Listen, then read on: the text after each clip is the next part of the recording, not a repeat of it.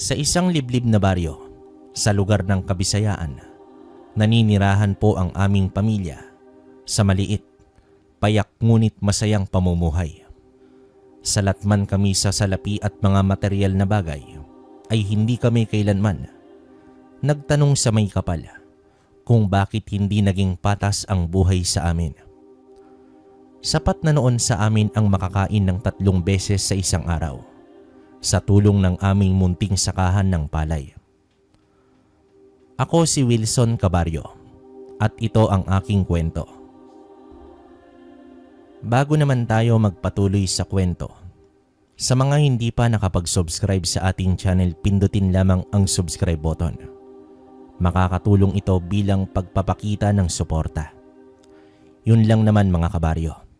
Ituloy na natin ang kwento.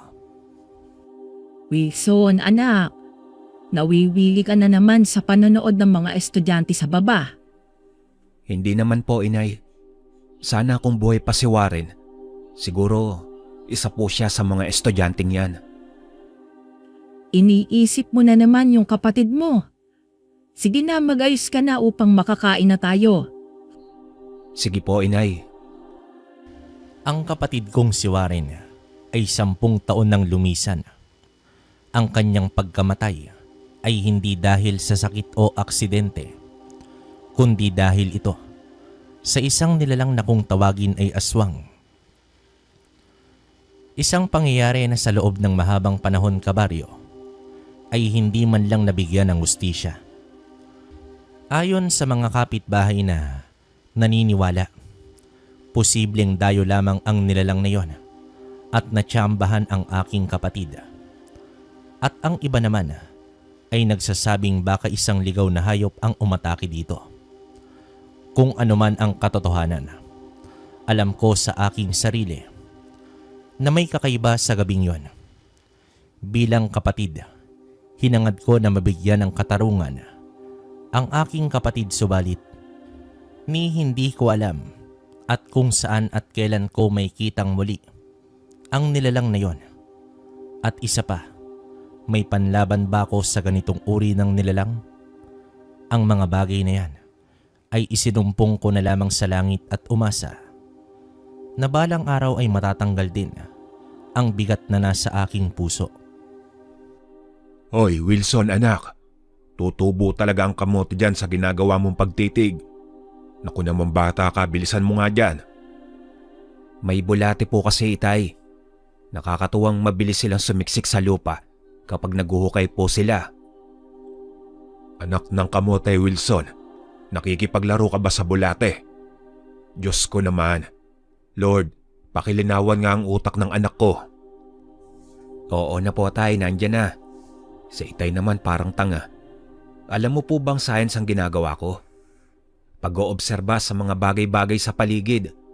Palibhasa po kasi. Palibhasa ano? Hindi ako nakapag-aral. Bakit ikaw, nakapag-aral ka ba? Hindi rin po eh. Kaya nga po, it's a Tay.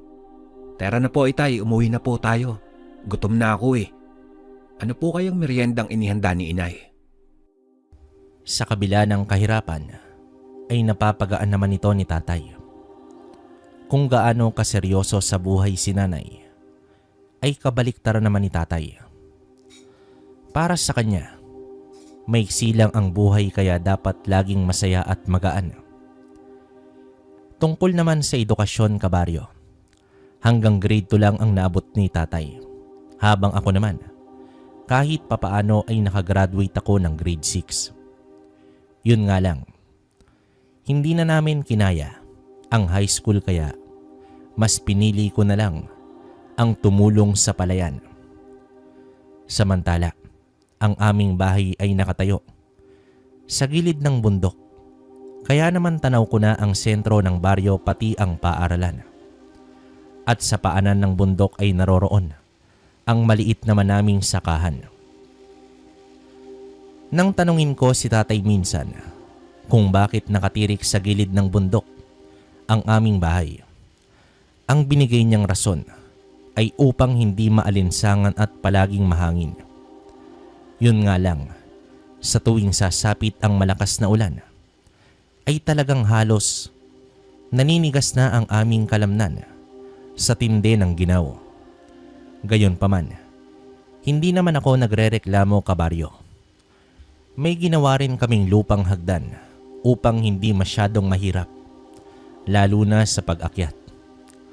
Sa katunayan, hindi lang naman kami ang naninirahan sa gilid ng bundok, kundi may mangilan-ngilan rin na may malalayong pagitan.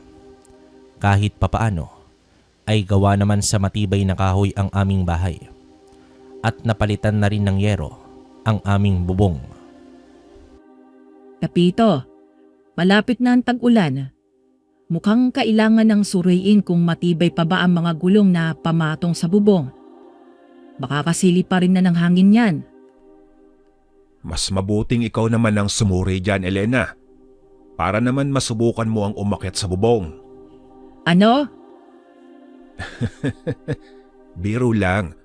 Oo, mamaya titignan ko yan. Itay, huwag niyo nga pong biruin si inay ng ganyan. Isipin mo nga, Wilson, anak, kung ang nanay mo ang aakyat dyan. Si itay talaga pati si inay ginagawa pang biro. Inabangan namin ang tag-ulan dahil ibig sabihin nito ay panahon na rin para sa pagtatanim ng palay. At sa loob ng ilang buwan ay mabibili ko na din ang inaasam kong sapatos sa may bayan kapag sumapit na ang anihan. Sa mga ganitong panahon lang kasi kami nakakabili ng bagong damit at kung ano-ano pa. Pero may sideline din naman ako tulad ng pagbebenta ng kamote, mga prutas at gulay. Nag-aalaga din ako noon, kabaryo, ng mga manok at ipinagbibili ko ito ng buhay. Hindi naman kasi pwede na aasa lang kami sa palay, habang si tatay naman ay nagkakarpintero din o kung ano-anong kinukumpuning mga bagay. Si nanay naman ay nasa bahay lang at nag-aasikaso sa amin. Hindi ko din hinahayaan na siya ang kikilos lahat sa gawaing bahay dahil naawa rin naman ako sa kanya. Ano po, itay? Matibay pa ba ang mga gulong? Sa tingin ko naman, anak, mga 2 tag-ulan pa siguro ang kakayanin yan. Sigurado po ba iyan, itay? Baka mas mauuna pang liparin yan. Siguradong sigurado yan, anak. Kahit nga subukan mo pa eh. Atay? Anong atay? Ayusin mo nga, pangit pakinggan eh. Magpapaalam po sana ako. Linggo kasi ngayon may magandang palabas mamayang gabi sa TV. Kaya punta po muna ako kina Badong upang manood. Naku anak, siguraduhin mo lang na TV ang papanoorin ninyo. Kilala ko pa naman yan si Badong, mamboboso yan. Itay naman, sa tingin mo po ba gagawin ko din yon? Mahirap na anak kasi lalaki ka din naman. Tay. Biro lang anak, sa nanay mo ikaw magpaalam. Nakagawian ko na kasi na kada linggo ng gabi ay bumababa ako sa sentro kaya pinapayagan na ako ni nanay. Iyan lang din ang tanging libangan ko, kabaryo. Pagsapit ng hapon ay inihanda ko na ang sulo na gawa naman sa kawayan. May mitse ito at lagayan ng langis. Mas mainam itong dalhin kumpara sa lampara dahil mas maliwanag. 10:00 na ng gabi, mag-uumpisa ang inaabangan kong palabas. Kaya naman 9:00 pa lang ay bumababa na ako ng sentro. Sobrang dilim ng gabing yon, kabaryo, dahil walang buwan. Pero ayos lang naman dahil sa paanan ng bundok ay may mga poste na ng ilaw. Gayunpaman, natapos ang palabas ng hating gabi. Nagpaalam na ako kay Badong na uuwi na. Sa pagbaybay ko naman paakyat ng bundok ay may narinig ako sa aking kaliwa na may tumatakbo. Agad ko namang inilawan ang bahaging yon pero wala akong nakitang hayop o anuman. Dumakot na ako ng asin sa supot na nasa aking bulsa. Nakaugalian ko na kasi ang magdala ng asin kapag lalakad ako tuwing gabi. Nagpatuloy pa ako sa paglalakad habang pinapakiramdaman ang paligid. Kung aswang ka man, hindi ako natatakot sa'yo. Papaliguan kita ng asin. Mahina kong sabi habang bumibilis ang lakad ko. Makalipas ang ilang minuto ay may mga kaluskos naman akong naririnig sa paligid. Nang matanaw ko na ang aming bahay, ay isinaboy ko na ang asin sa aking paligid habang patuloy sa paglalakad. May nag-iisang lampara ang nakasinde sa beranda ng bahay. At nakita ko din si nanay na naroroon at naghihintay sa akin. Nay, bakit gising ka pa po? Hindi ko alam, anak. Pero hindi ako mapakali. Iba ang pakiramdam ko sa gabing ito. Kaya nagpasya ako na hintayin ka sa pag-uwi. Naku Nay, hindi nyo na po dapat ginawa to. Baka mahamugan pa kayo. Dati naman hindi naman kayo naghihintay, di ba? Oo, anak. Pero sadyang hindi lang ako mapakali. Sige na po, Inay. Pumasok na po tayo sa loob. Bago ko naman sinara ang pinto, ay nilingon ko muna ang paligid. Kitang-kita ko nun, kabaryo, na gumagalaw ang mga halaman sa labas. At alam ko na may nilalang na nagtatago doon. Ilang minuto pa lang ang nakalipas nang ako'y humiga ay bumuhos na ang malakas na ulan. Senyalis na ito sa pagtatanim ng palay. Tila halos naging magdamag ang ulan at pagkagising ko kinabukasan ay makulimlim pa rin ang langit nun. Alam ko na pupuntahan ninyo ang palayan. Kaya naghanda ako ng arroz caldo para sa agahan ninyo. Ayos po yan, Inay. Mainam yan para sa ganitong panahon. Nako Wilson anak, mukhang kinatay ng nanay mo ang alaga mong manok upang isahog sa lugaw. Hoy, Pepito. Kung pagbibintangan mo ko ng ganyan, ay mas mabuti pang huwag ka nang kumain. Tira-tira yung kagabi sa adobong manok na inulam natin. Nagbibiro lang naman ako, Elena. Ikaw talaga hindi na mabiro. Sa paglipas pa ng mga araw at linggo, ay sumapit na nga ang panahon ng taniman. Nasa 1 hektarya lamang ang aming lupain, kaya naman kami na ni tatay mismo ang gumagawa rito. Sa loob lamang ng 1 araw, ay natapos na kami ni tatay sa pagtatanim. Katabi lang din namin ang mumunting lupain at ang mga naglalakihang palayan. Nakakamanghang tingnan ang lupain ng kabila. Lagi ko noong pinapangarap na darating din ang panahon ay magkakaroon din kami ng ganyang kalaking taniman. Ay sa wakas, natapos na din tayo Wilson anak. Ang sakit ng balakang ko. Doon muna tayo sa kamalig, Itay. Papahinga muna tayo bago umuwi. Nagmumukha tayong mga dugyot dahil sa putek. Dugyot na nga tayo, mas naging dugyot palalo. Itay naman, pati mga sarili natin nilalait mo. Kesa naman manlait tayo ng kapwa, di ba? Masama yun. Kung sa bagay, ano po kayang ulam ang iniluto ni Inay? Kumakalam na ang sikmura ko eh. Sigurado naman ako kahit anong niluto ng nanay mo masarap yon anak. Bukas nga pala tignan mo yung mga kamote. Baka malalaki na ang bunga. Tsaka huwag ka nang maglaro ng bulate ha. Opo, Itay. Kinabukasan ay maaga kong pinuntahan ang taniman ng kamote. Hindi naman ito kalayuan sa amin. Sa katunayan, natatanaw ko lang ang bahay namin sa bandang itaas.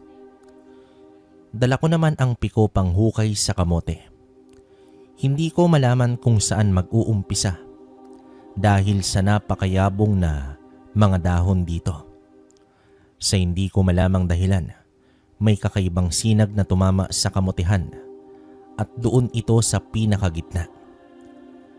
Isang maliit na sinag na nagmula naman sa araw. Ang labis ko namang ipinagtataka ay wala namang lilim o anumang harang upang magkaroon ng ganoong kaliit na sinag. Marahan kong pinuntahan ang kamoteng tinamaan ng sinag at dito sinimulan ko itong hukayin. Anak ng kamote, ang liliit naman pala ng mga laman nito. Pambihirang sinag na yon. Aba teka, ano ito? Bakit may buto dito?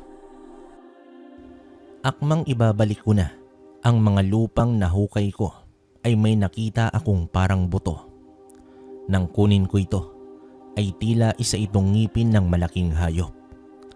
Pakiramdam ko ay espesyal ang butong yon. Kaya naman binalot ko ito sa dahon at isinilid sa aking bulsa.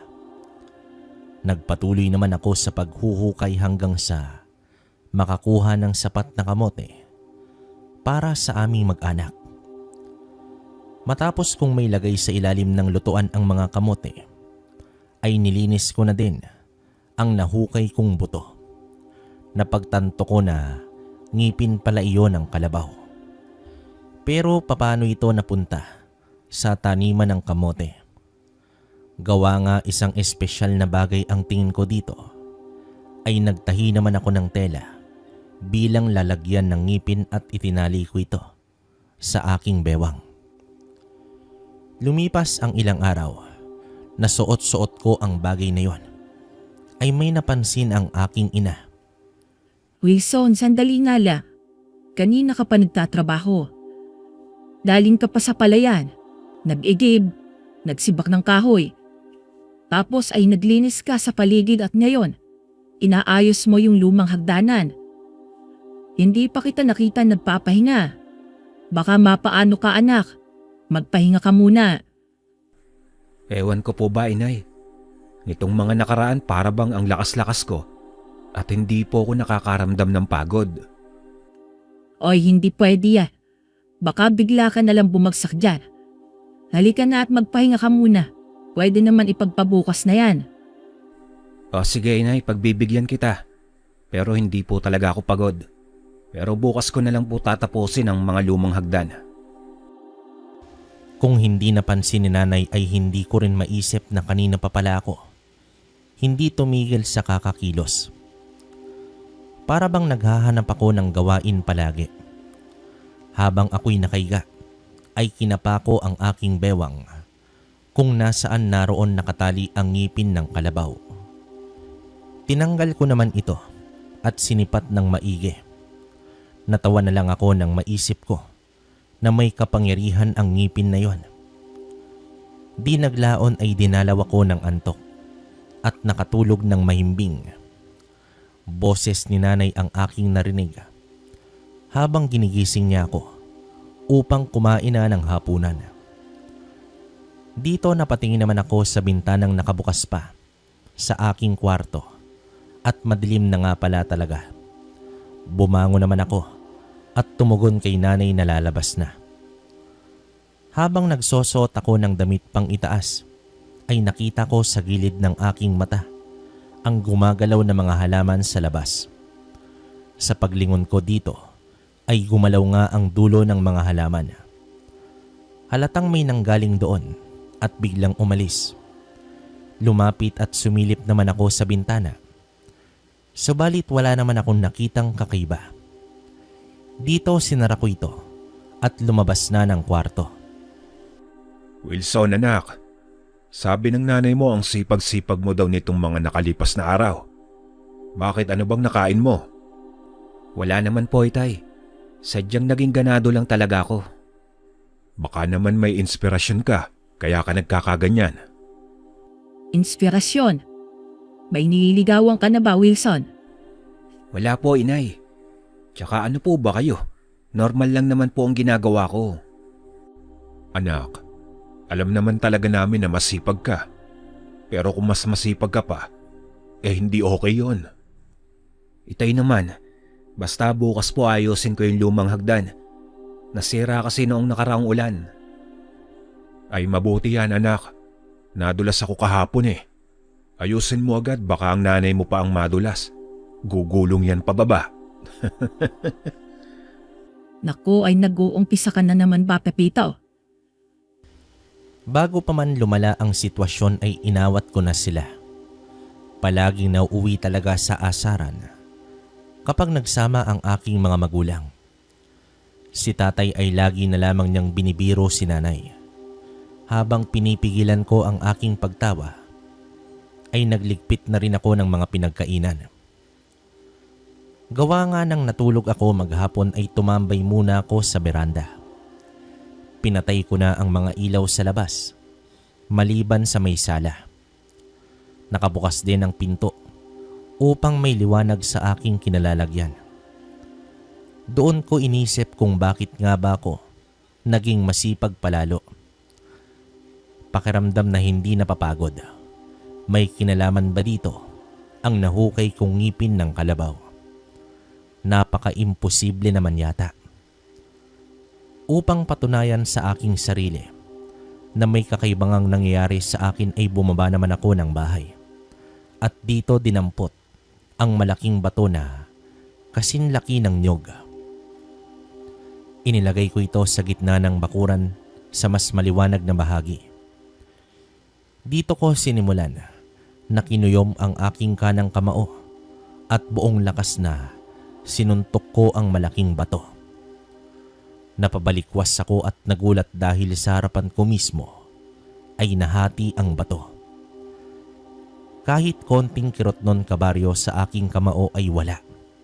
Kahit sugat o galos man lang ay wala din. Nanlaki ang aking mga mata at napaupo na lamang sa lupa habang nakatitig sa batong nahati. Ilang segundo rin akong natigilan nun. Agad ko namang itinabi ang bato at pumasok na sa bahay. Sa aking silid ay magkahalong emosyon ang aking naramdaman. Masaya, nagulat, kinakabahan, takot at kung ano-ano pa. Hindi ko lubos maisip kung papaano ko iyon nagawa. Kinabukasan ay inayos ko na nga ang lupang hagdan. Nilagyan ko ito ng mga maliliit na bato upang mas maging mas matibay at hindi madulas kapag umuulan. Nagawa ko ito ng walang kapaguran at tila ganadong-ganado pa. Subalit nag-iingat ako sa mga kilos ko. Baka may pansin na kakaiba itong sinanay. May pagkakataon kasi na nakakalimutan ko na hindi na pala ako normal sa isang tao, pati ang aking ginagawa. Tulad na lang sa pagbuhat ng malaking bato, gamit lang ang iisang kamay na walang kahirap-hirap. Ang pagtibag sa lupa gamit lang ang aking kamao. Sa mga lumipas na araw ay natuwa naman ako ng gusto sa bagong kakayahan ko. Kung saan man ito nagmula ay hindi ako sigurado. May mga sandali na sumasagi sa aking isipan. Papaano kaya kung isang araw ay biglang mawala sa akin ang kakayahang ito? Kaya naman isang araw, nagsagawa ako ng patunay sa aking sarili. At ewan ko ba kung bakit ngayon ko lang ito naisip na subukin ang ngipin ng kalabaw. Sa isang bahagi ng kakahuyan, sinubukan kong bunutin ang malaking puno at walang kahirap-hirap ko itong nagawa. Ngunit nang hubarin ko ang nahukay ng ngipin at inilayo sa katawan, ay kahit anong lakas ko, ay hindi man lang nagalaw ang puno.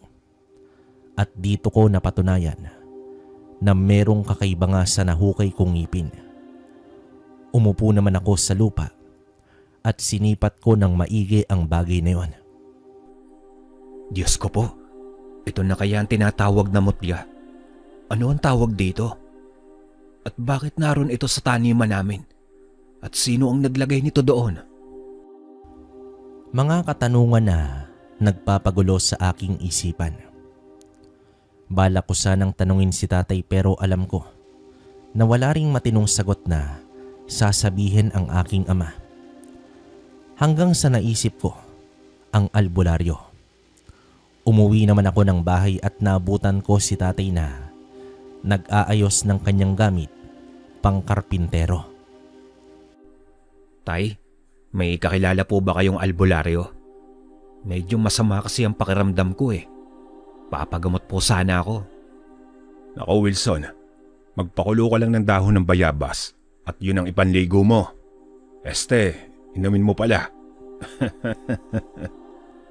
Itay naman, pero may kakilala po ba kayo? Teka, iisipin ko pa. Matagal na yun eh. Kasing edad mo yata ako nang dinala ko ng tatay ko sa isang albularyo. Nabati kasi ako noon kasi alam mo anak, ako kasi kung saan saan nakakarating. Kaya naman… Tay, alam ko na po ang kwentong yan. Sabihin nyo na lang po kasi kung saan ko matatagpuan ang albularyo. O sige, sa ikalimang baryo mula dito. Pero anak, mabundok ang lugar na yon. Sa pagkakatanda ko, ang pangalan niya ay Cesar. Oo, tama, Cesar nga. Teka lang, nabati ka ba o nakulam? Salamat po, Itay. Ako na ang pupunta sa kanya.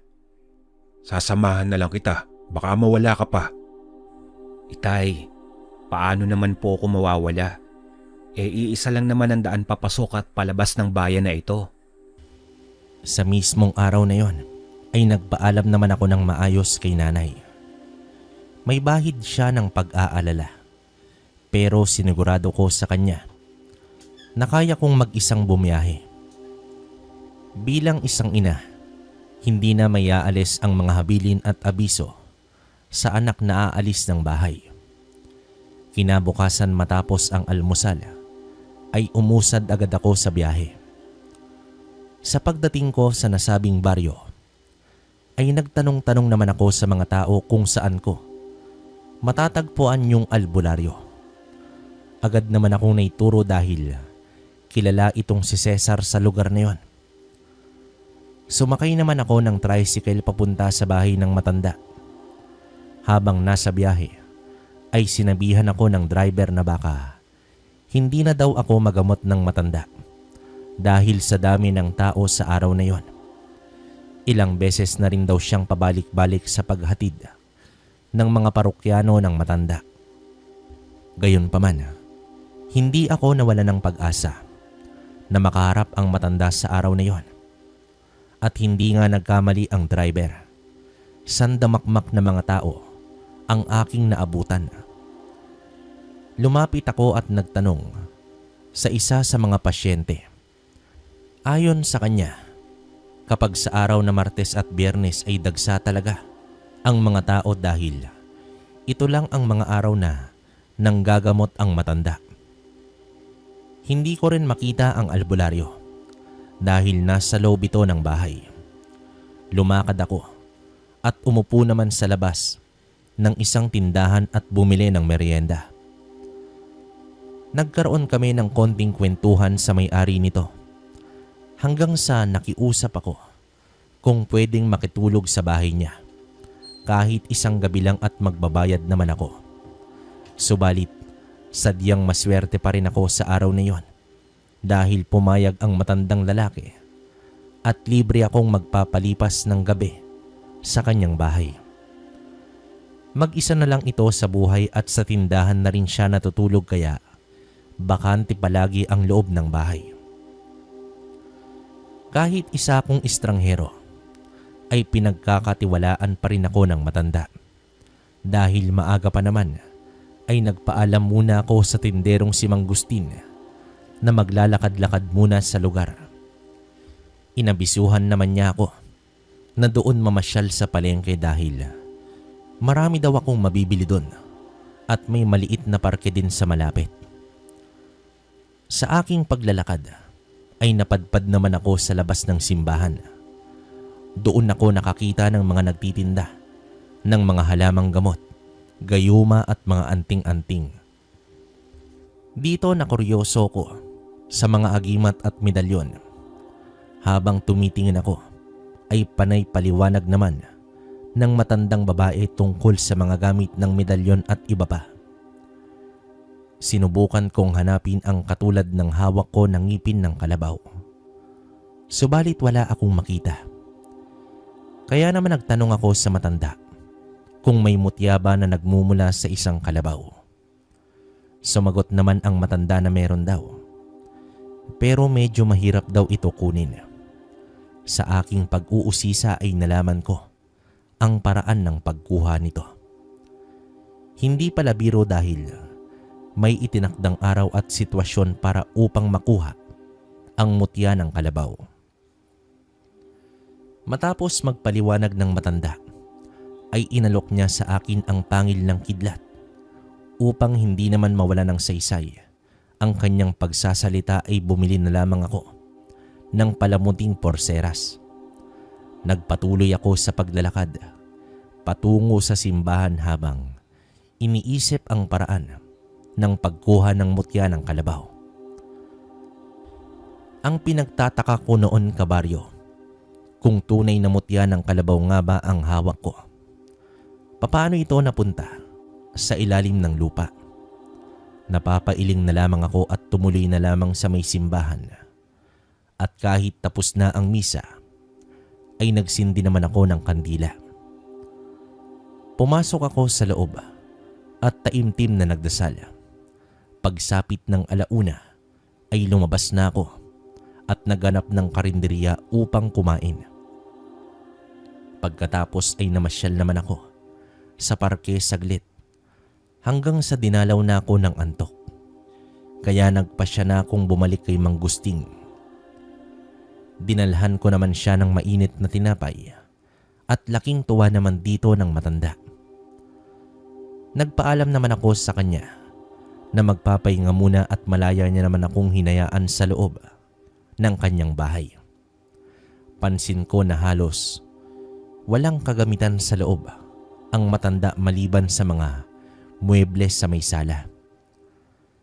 Maayos naman ang bahay at malinis, pero halatang malungkot dahil wala ng pamilyang naninirahan. Kinabukasan sa paglabas ko ng bahay, agad kong tiningnan ang bahay ng albularyo. Walang katao-tao sa labas. Nagpaalam na ako kay Mang Gusting at nagpasalamat. Marahan akong naglakad patungo sa bahay ng albularyo.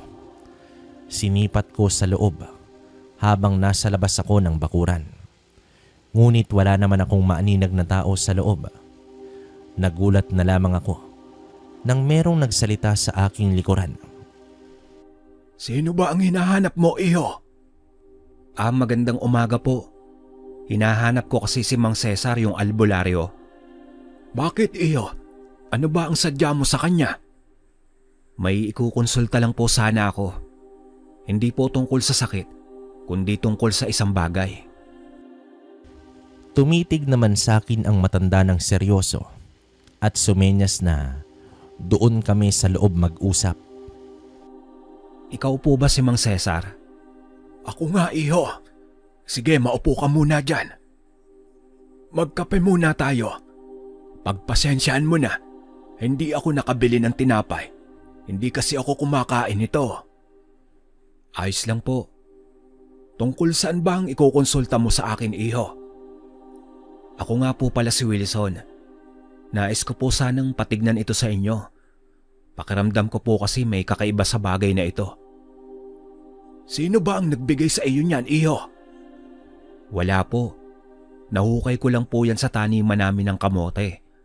Pagkatapos po habang suot ko yan, ay may napapansin akong kakaiba sa aking katawan. Lakas at bilis po at parang hindi ako napapagod. Isang walang kamalay-malay na nilalang. Tangan mo ang mutya ng kalabaw, iho. Isang napakalakas na mutya ng pandigma. Gaano katagal na ba ito sa kamay mo? Ilang linggo na rin po. Wala ka bang napapansing kakaiba sa paligid ng bahay mo? Lalo na kapag sumasapit ang gabi. May mga kaluskos lang po at paggalaw ng mga halaman. Napasapo sa baba ang matanda. Nagpaalam naman siya sa akin kung papayag ba ako na ikokonsagra niya ang mutya upang maisuot ko ito bilang kwintas. Agad naman akong pumayag. Nagsagawa ang matanda ng ritual, isang bagay na hindi ko naiintindihan. Hinayaan lamang niya akong manood Ilang minuto din ang ritual na yon at laking gulat ko dahil dumikit ang mutya sa isang bagay na kwintas na hindi man lang ginagalaw ng matanda. May bahagyang pag-usok ang naganap sa kwintas at mutya at sa panghuli ay ibinabad niya ito sa banal na tubig na nasa isang baso. Kunin mo na at isuot ito, iyo. Tapos na ang ritual ng pangkonsagra. Naku, maraming salamat po, Mang Cesar. Iyo, makinig ka sa akin. Hindi biro ang hawak mo. Kaakibat nito ay ang mabigat na responsibilidad. Handa ka bang panghawakan ng mutyang ito? Opo, Mang Cesar. Kung makakatulong ito upang mabigyan ko ng hustisya ang aking kapatid, ay gagawin ko po. Bakit? Ano ba ang nangyari sa iyong kapatid? Biktima po siya ng isang hindi kilalang nilalang.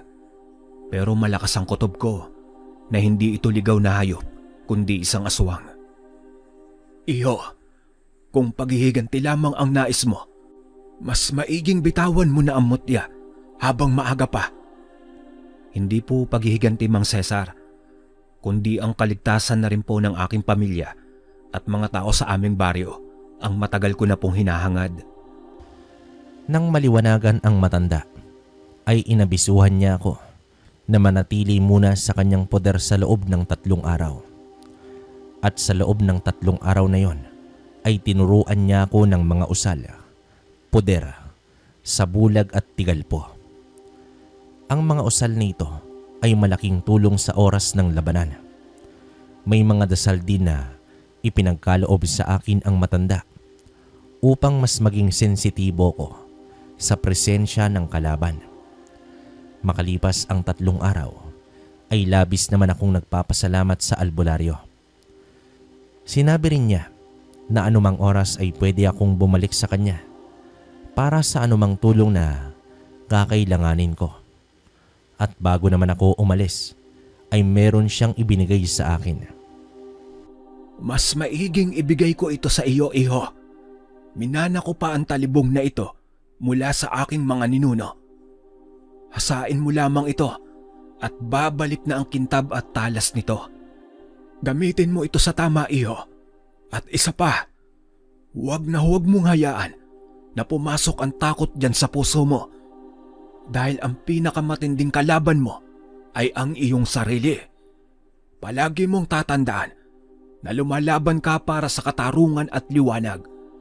Walang makakatalo sa liwanag, iyo. Sige, humayo ka isang bagong sibol na mandirigma. Dahil sa mga salitang narinig ko, sa albularyo na yon ay nagkaroon ako ng lakas ng loob. At naramdaman ko ang panibagong yugto ng aking buhay na hindi lang isang magsasaka, kundi may responsibilidad na dapat tugunan para sa aking mga kababaryo. Sa aking pagdating sa aming baryo, ay napadaan naman ako sa paaralan. Eksaktong labas din nila sa mga oras na yon. Kaya naman nanatili muna ako habang pinapanood ko sila na naglalakad, nagtatawanan, nagkukulitan at asaran. Isa na sana dito ay ang aking kapatid na si Warren. Muli naman akong nakaramdam ng lungkot at marahan na akong naglakad pauwi. Dumaan muna ako sa palengke at bumili ng ilang pirasong tuyo. Nasa lupang hagdanan pa lamang ako ay narinig ko na itong sinanay. Wilson, anak, mabuti naman at nakauwi ka na. Nag-aalala ko dahil ilang araw ka nang hindi umuwi. Pasensya na po, inay, kung medyo natagalan ako. May araw pala sa panggagamot ang albularyo. Hindi po pala basta-basta ka lang pupunta doon. Tapos ang dami pang tao. Naku anak, nakalimutan kong sabihin. May piling araw lang pala ang panggagamot. Masyadong matagal na kasi kaya nakalimutan ko na. Ayos lang po, itay. Naging maganda naman po ang nangyari. Maayos na po ang pakiramdam ko.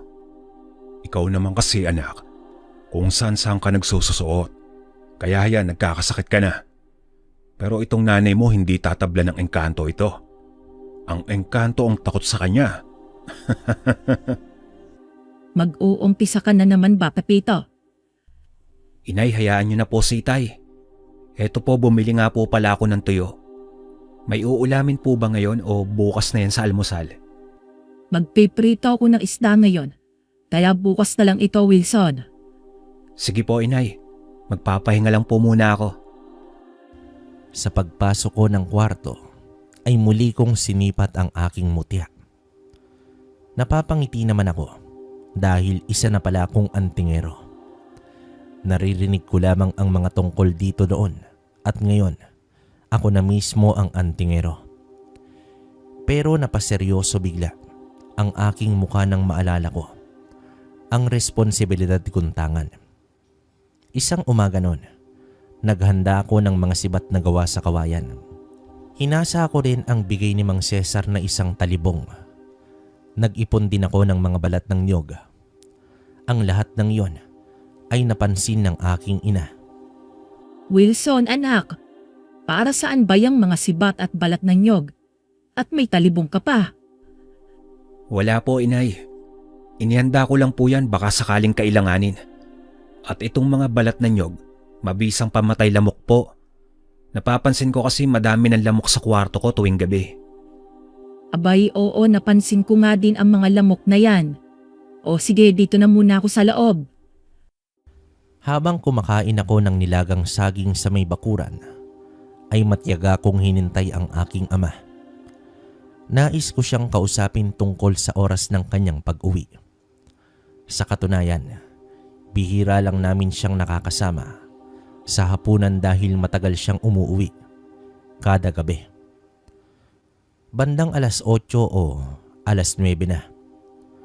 Natakot naman ako na baka mabiktima ng aswang ang aking ama. Sa loob ng mahabang panahon ay wala namang nababalitang aswang sa aming lugar. Pero sa hindi ko malaman ay malakas ang pakiramdam ko na may kakaibang nangyayari sa paligid na lingid sa kalaman ng mga tao sa baryo. Itay, mabuti at nakauwi na po kayo. May sadya po kasi ako sa inyo eh. Eh ano ba yon, anak? Kung hihingi ka ng pera, abay wala akong maibibigay sa'yo. Hindi po yun. Makikiusap po sana ako sa'yo, Itay. Nauuwi na po kayo bago lumubog ang araw. Aba, at bakit naman, anak? Gabi naman talaga ang uwi ko madalas ah. Nag-iingat lang po ako, Itay. Nag-iingat naman saan? Sa aswang po. Aswang? Aswang baka mo? Naku naman, Wilson, anak. Kung kailan ka tinubuan ng buhok sa katawan, tsaka ka lang magsasalita tungkol sa aswang-aswang na yan. Parang alam ko na yan ah. Ano ba ang nangyari sa pagkikita nyo ng matandang si Cesar? Wala po itong kinalaman doon, Itay. Basta, Tay, makinig na lang po kayo sa akin. Wow! Bakit, anak? May kapangyarihan ka na bang makita ang hinaharap? Nakikita mo bang inaatake ako ng aswang? Sige, hayaan mo. At isasama ko na ang nanay mo. Tignan natin kung uubra ang aswang sa kanya. Itay naman puro ka naman biro. Wilson, anak. Hindi totoo ang aswang. Kung iniisip mo ang nangyari sa kapatid mo noon, ligaw na hayop lang yon. At tignan mo moderno na ang mga kapitbahay natin.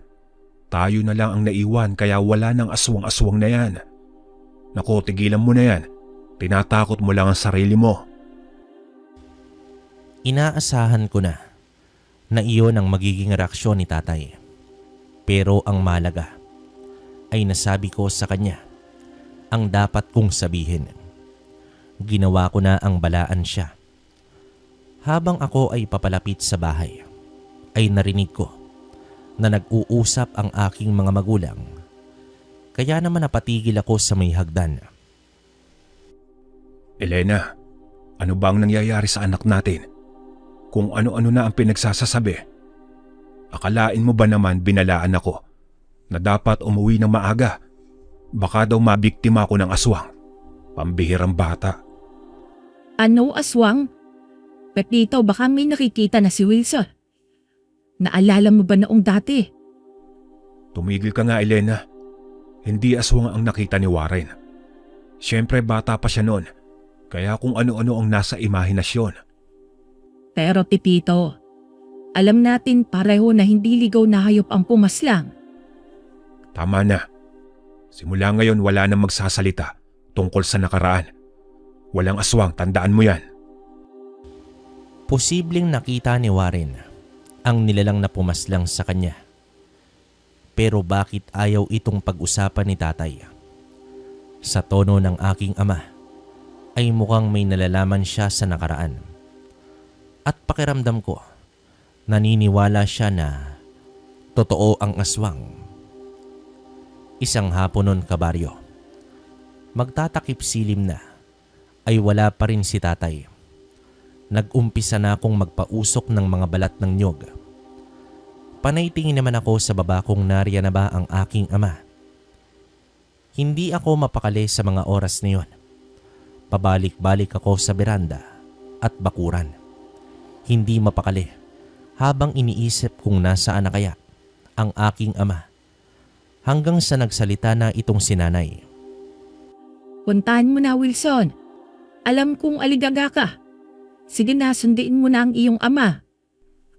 Pero inay, paano ka dito? Alam ko kung ano ang mga bagay na ihahanda mo. Ang mga kawayan at balat na nyog, pati ang talibong. Alam ko kung para saan yon, anak. Sige po inay, hahanapin ko na po si itay. Papalubog na ang araw nang bumaba na ako ng bundok. Mahaba ang aking mga hakbang hanggang sa naramdaman ko na tila may sumasabay sa akin mula sa aking kanan. Isang anino na mabilis ang kilos. Sino ka? Magpakita ka.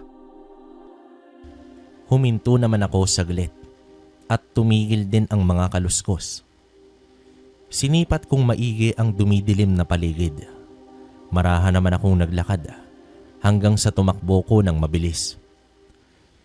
Sinubukan ko ang sukdulan ng aking kakayahan sa pagtakbo. Napansin ko na nawala na ang sumusunod sa akin. At sa loob lang ng ilang minuto ay narating ko na ang paanan ng bundok. Dito naglakad na ako at nagtanong-tanong na rin kung may nakakita ba kay tatay.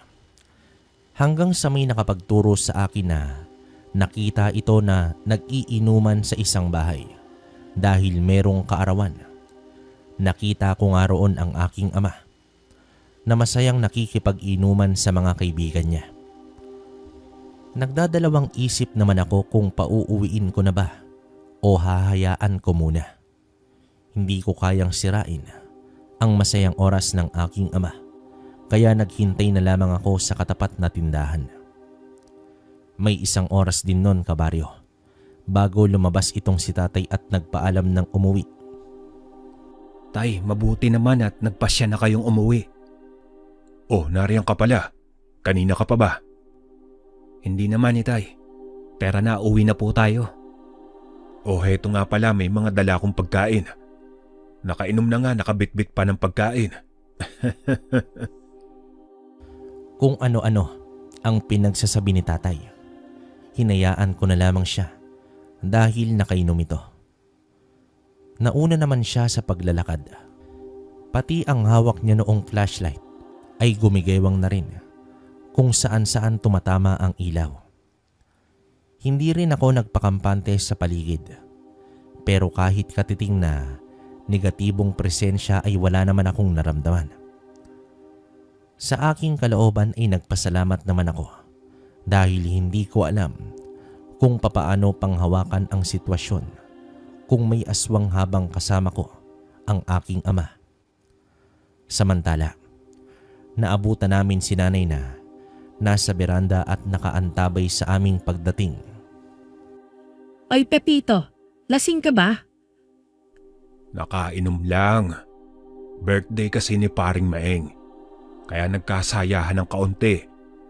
Eto pala, pinadala ng kumari mo. Lantakan nyo na yan at matutulog na ako.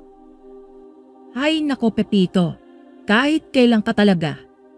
Ikaw Wilson, huwag kang gumaya dyan sa ama mo.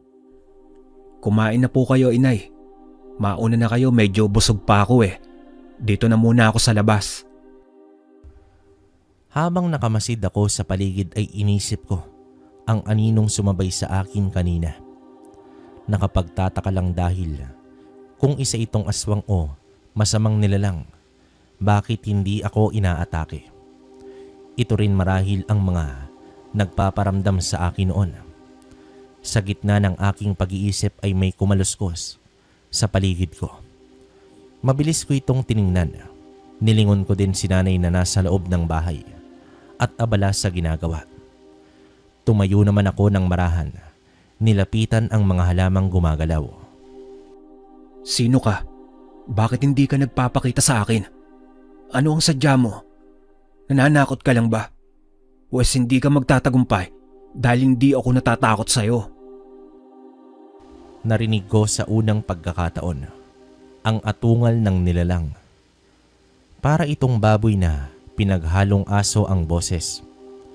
Lumalayo ang tinig nito na tila ba umaatras. Marahil natakot ang aswang sa mutya. Ipinikit ko ang aking mga mata at pinakiramdaman ng maigi ang presensya ng nilalang hanggang sa bigla akong tumakbo at sinunggaban ang nakatago sa isang puno. Nahawakan ko naman ang aswang at tumambad sa akin ang kanyang itsura na hindi ko maipinta sa labis na sama at nakakakilabot. Bahagya naman kaming nagkatitigan. Hindi rin ako agad nakakilos dahil iyon ang unang beses na makasilay ako ng aswang. Hawak ko man ang nilalang pero hindi ko nagawang atakihin ito. Bagkus, itinulak ako ng nilalang at bumulagta naman ako sa lupa. Sa halip na umatake, ay lumundag ng mataas ang aswang at naglaho naman ito sa dilim. Gulat na gulat ako sa mabilis na pangyayaring iyon. Hindi ko inasahan na iyon ang magiging tagpo at agad naman akong tumayo at kinapa ang aking sarili kung may sugat ba. Hindi ko maitatanggi na kinilabutan ako sa aking nakita. Napakalapit lang ng aming muka at kitang-kita ko sa malapitan ang nakakatakot, nakakadiri at nakakabaliw na itsura ng nilalang. Napakalayo nito sa mga napapanood ko sa telebisyon. Sobrang iba at hindi ito maipaliwanag. Wilson anak, halika na dito. Hindi ka pa ba nagugutom? Papanhik na po. Dito nilingon ko naman ang aking pinanggalingan at inilibot ang tingin sa mga puno. Wala nang bakas ng aswang, kaya pumasok na ako ng bahay. Hindi ko nagawang kumain, kaya uminom na lamang ako ng kape. Abay, mauuna na ako, Wilson. Ikaw na ang bahala sa mga pinto at bintana, ha? Sige po inay, magpahinga na po kayo. Ako na po ang bahala dito. Kinabukasan ay nagtungo naman ako sa palayan. Ginagawa ko naman ito ng madalas, lalo na kapag bagong tanim ang mga palay. Napansin ko na kumukonti na ang tubig kaya binuksan ko ang kanal para makaagos naman ang tubig. Habang ginagawa ko ito, ay nakita ko si tatay na may kausap na isang lalaki. Malayo sila sa akin kaya hindi ko maaninag ang itsura ng kanyang kausap. Kaya nagpatuloy naman ako sa pagpapatubig sa palayan. O anak, mabuti at binuksan mo na yung kanal. Oo nga po itay, mabuti at napansin ko kaagad. Dahil kung hindi matutuyot na ang lupa pagsapit ng hapon. Siya nga pala itay, maiba po ako.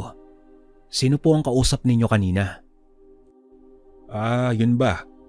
Wala yun, isang kakilala lang napadaan. Kaya yung kaunting kwentuhan muna. Sige, mauna na ako sa bahay. May ipapagawang silong si Mang Tomas. Pupuntahan ko muna. Sige po itay, mag-iingat ka po. Habang nakaupo naman ako sa pilapil at pinapanood ang pag-agos ng tubig ay may nasipat ako sa kabilang palayan. May taong gumagapang. Imposible naman na magnanakaw ito dahil ano naman ang mananakaw niya sa mga bagong tanim na palay. Nanatili lang naman ako sa aking kinaroroonan.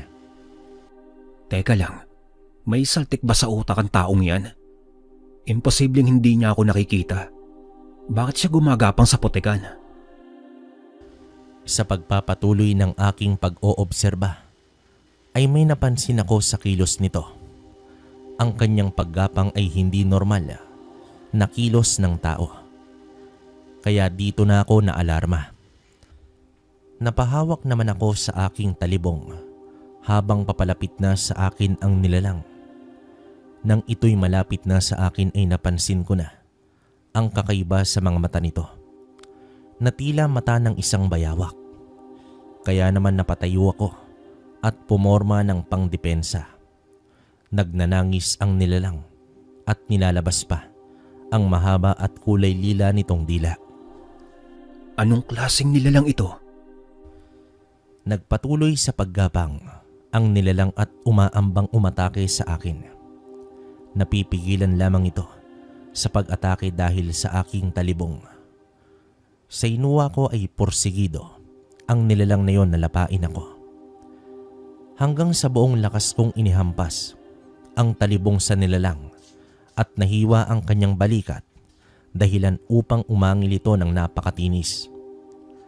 Ang ngipin nito ay parang lagare. Dito sumigaw ang nilalang na umalingaw-ngaw sa kapaligiran. Hindi na ako nagsayang pa ng pagkakataon at agad ko itong inundayan ng taga sa leeg. Bumagsak ang nilalang sa putik at hindi na gumagalaw. Makalipas ang ilang segundo, ay may mga nagsilabasan sa palayan na mga maliliit na nilalang at gumagapang sila patungo naman sa bangkay ng nilalang. Mabilis akong napatras. Hindi naman sila umatake sa akin. Bagkus, hinila nila ang napaslang kong kasama nila hanggang sa mawala na sila sa aking paningin. Diyos ko, totoo ba ang nakita ko? Anong uri sila? Bakit sila nandito sa palayan? Matapos ang pangyayaring iyon, ay umuwi na ako ng bahay. Nahalata ni nanay na balisa ako at di mapakali. Kaya naman wala na akong nagawa, kundi aminin sa kanya ang mga nangyari. Mga aswang puti sila, anak. Kakaiba sila sa ibang aswang dahil sa araw sila umaatake. Sa aking pagkakaalam ay bulag sila tuwing gabi. Hindi sila kasing lakas at kasing bagsik ng ibang lahi ng aswang. Pero nakakapinsala pa rin sa mga ordinaryong tao. Mabuti at nakaligtas ka sa kanila, anak. Paano niyo po alam ang mga nilalang na iyon, inay? Ibig sabihin naniniwala kayo sa pag-iral ng mga aswang? Ang mundo natin ay puno ng hiwaga. May mga bagay o nilalang na hindi natin inaakala na umiiral pala. Mahigpit na pag-iingat ang kailangan. Maligo ka na, Wilson, at sunugin mo ang iyong damit na suot. Bakit po, inay? Para mawala ang marka ng aswang at upang hindi ka nila masundan dito. Nagulat naman ako sa mga sinasabi ng aking ina. Para bang napakarami niyang alam tungkol sa aswang. Mga bagay na ngayon ko lang narinig. Matapos kong maligo sa balon, sa may likod bahay ay sinunog ko na ang aking mga sinuot na damit kanina. Nanghihinayang pa naman ako sa salawal dahil bagong bili ko pa naman iyon. Habang nasa bahay kami, ay sinusulyapan ko ang aking ina. Batid ko sa kanyang itsura na may hindi ito sinasabi sa akin. Isang gabi noon, kabaryo, habang ako ay naguhugas ng pinggan at kakapasok lang ng kwarto itong sila nanay at tatay, may napansin naman ako sa likod bahay. Gumagalaw ang mga dahon ng saging na tila ba may dumapo at agad namang lumipad. Alam kong may aswang sa paligid dahil napakalakas ng presensya nito. Marahan kong binuksan ang pinto at dito kinuha ang talibong. Bumaba naman ako mula sa kusina at tahimik na nilibot ang buong bahay. Dumapa pa ako noon sa lupa upang makita sa silong. Subalit walang nilalang doon. Ramdam na ramdam ko ang negatibong enerhiya na tila nagmamasid lamang siya sa akin. Lintik kang hayop ka. Pinaglalaroan mo ba ako? Wika ko naman noon sa aking sarili sa mahinang boses. Nagpatuloy naman ako sa mabagal na paglalakad sa paligid ng bahay. Hanggang sa may biglang dumapo sa lupa na isang nilalang. Wangis tao, isang lalaki, may kalakihan at katangkaran. Tiyak naman ako na ito ang nakaharap ko dati. Ang amoy at ang nakakadiring pagmumukha ng nilalang na yon. Nakatayo lang ito sa aking harapan na may 5 metro lamang ang pagitan. Dito inangat nito ang kanang kamay at sa gulat ko ay agad ko itong isinugod. Umatras at umiiwas lamang ang aswang sa aking mga pag-atake na mas lalong nagpapapigil sa akin. Pakiramdam ko ay minamaliit nito ang aking kakayahan. Napakaliksi at napakabilis din ng aswang na yon. Nagkakalabugan na kami sa labas. May mga halaman nang nawasak at nahawi. Pero hindi pa rin gumanti sa pag-atake ang aswang na yon. Nang mabitawan ko ang aking talibong, ay mano-mano ko siyang nilabanan. Dumating ang punto, nanandaganan ko na siya at inundayan ko ng bugbog sa muka. Pakiramdam ko noon ay napakagaan ng aking pakiramdam. Sa bawat pagdampi ng aking kamao sa mukha ng aswang na yon ay para lang itong sumuntok sa malambot na lupa. Hanggang sa narinig ko si tatay na sumigaw. Wilson anak, tigilan mo yan. Hindi siya kalaban. Natigilan naman ako sa sigaw ng aking ama at napatitig sa aswang.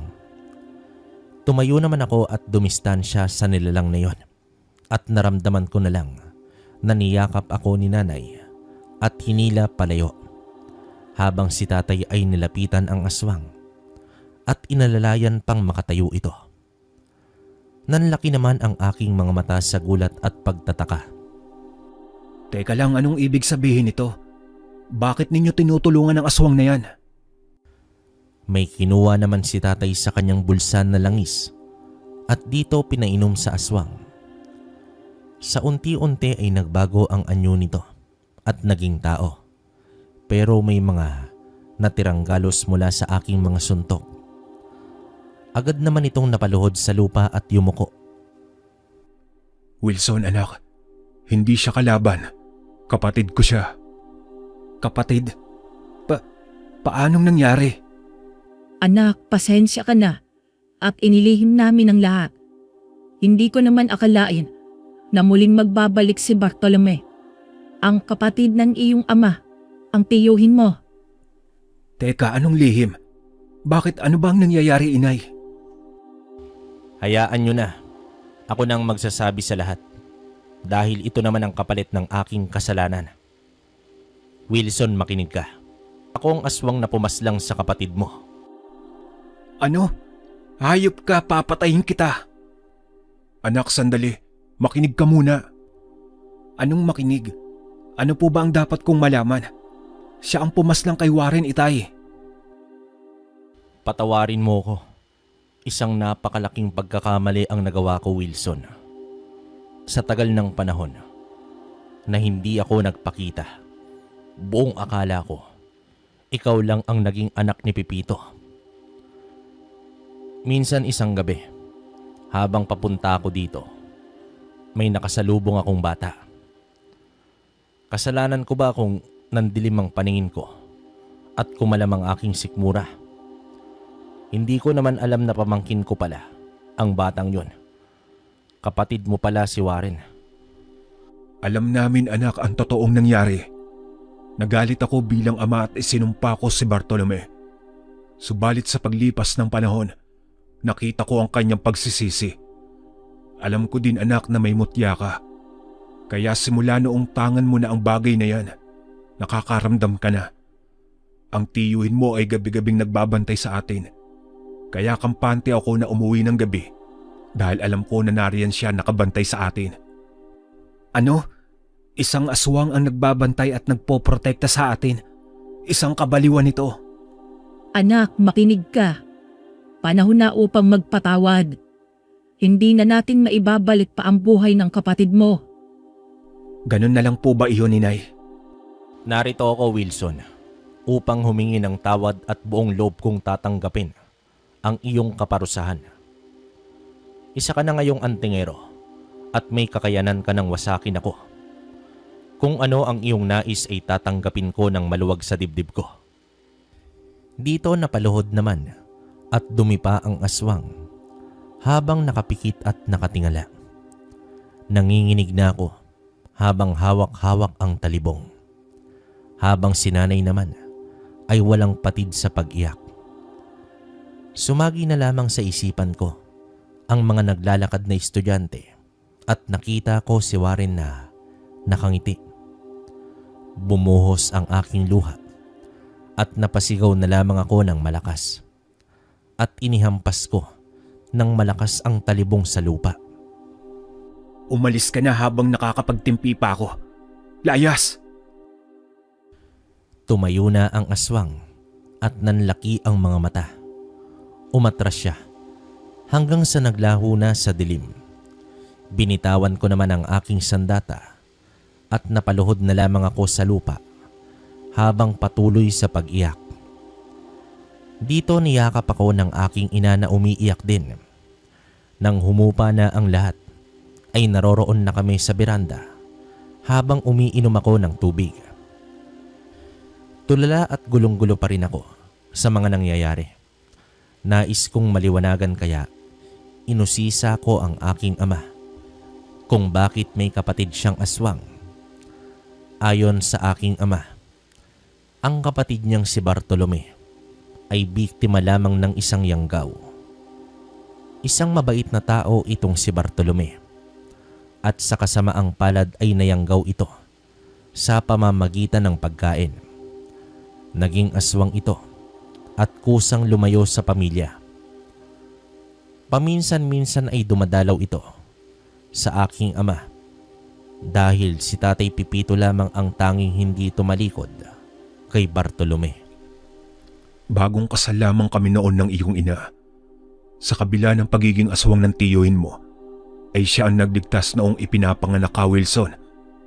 Inatake ng tiktik ang iyong ina habang nanganganak.